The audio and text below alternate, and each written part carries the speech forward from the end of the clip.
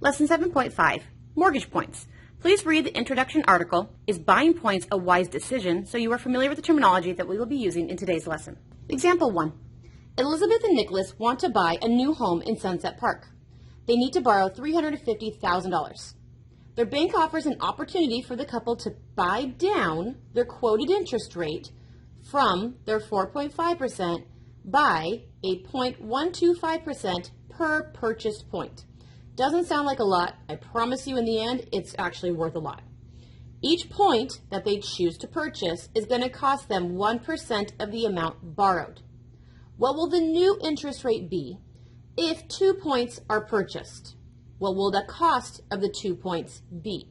So the very first thing that we need to look at is the discount. It said that it was 1.25% per purchased point. So they are buying 2 points. So if they are going to buy 2 points, that means it's going to be this percent per each of those 2 points. So multiplying these together, it is 0.25%. So if I have 2 of these, it's 0.25%. This is how much my discount is. Well, if that's how much my discount is, what is my new actual rate? This is how much my rate's going down. I bought 2 points, so it would go down to this amount. So what is my new interest rate then? My interest rate was 4.5%, and I am buying down 0.25%, which meant my interest rate is actually a 4.25% now. So the bank offered me 4.5. That's the best they could do. I bought 2 points and brought my percentage down to 4.25%. So that is what my new rate is. But how much did it cost me to actually do that? It said that each point was 1% of how much was borrowed. So I bought 2 points. That meant that I am doing 2% of the loan, and that is how much my fee is. So 2 points meant 2% of the loan is going to be my fee. So I have 2% of the loan, which was $350,000. So 2% of this loan, so 0.02 of the loan, is going to end up getting me $7,000. So this is how much I'm being charged to purchase the 2 points. Now let's go ahead and check your understanding. Suppose Patrick wants to take out a $500,000 loan. He's been quoted 3.8% interest for this loan. He wants to purchase 3 points, and each of those points will decrease him by 0.125%. Each point costs him 1% of the loan. What is the cost of the points, and what is his new interest rate going to be? So first, let's figure out his discount points. He's choosing to purchase 3 points. Those 3 points are each going to cost him 0.125% rate down. So that meant in total, he is bringing his rate down 0.375%. So he bought 3 points. Each of those 3 points will bring it down 0.125. So in total, he's bringing down his rate 0.375%. So if that's how much he brought it down, what is his new interest rate? The bank was only going to give him 3.80%. He bought down 3.375% of that rate. So that means he is now getting 3.425 as his new interest rate. So that is his new rate. But how much did it cost him to do that? So he bought 3 points. And each of those 3 points represents 1%. So he bought 3 points, and each one represents 1%, which meant that he is going to be paying 3% of the loan for his fee. So his points fee is going to be 3% of the $500,000 loan he got out. So 0.03 times $500,000 ends up giving us a $15,000 fee to purchase his 3 points. So he paid $15,000 to bring his total rate down to 3.425. Example 2. How can Elizabeth and Nicholas, from example 1, determine whether or not to purchase the points actually makes sense for them? So we're going to use our monthly payment formula. And the monthly payment formula that we are going to use is this one. So why are we choosing to use this formula as opposed to the other one? The only difference between this formula and the one that looked nearly identical to it was the fact that these were 1200s instead of 12s, and you were able to type in the percent instead of turning it into a decimal. When we are doing calculations by hand, we need to make sure that the percent is turned into a decimal, and this is the formula that we use.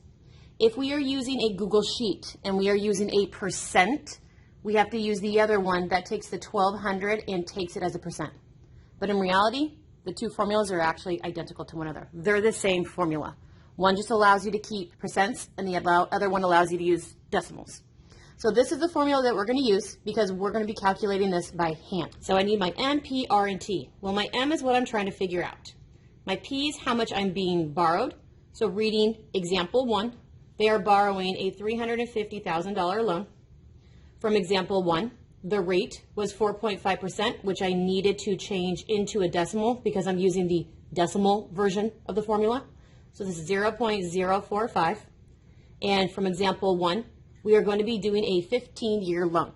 So typing these into this formula, and I'm going to type all of this into Desmos exactly the way that it looks.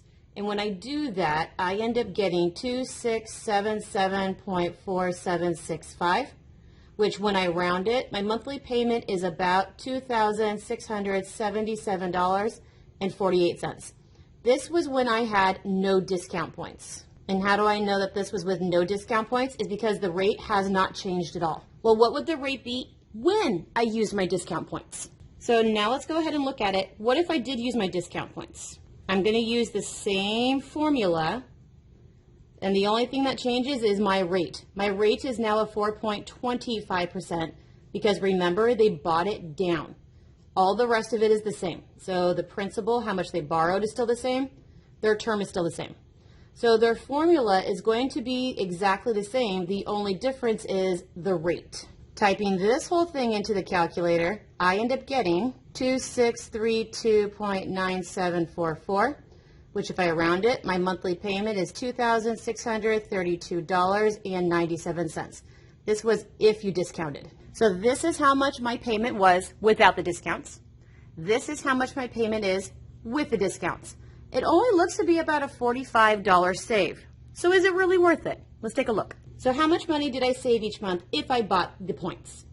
This was how much it was without the points. Subtracting how much it was with the points, I end up figuring out that I end up saving $44.51.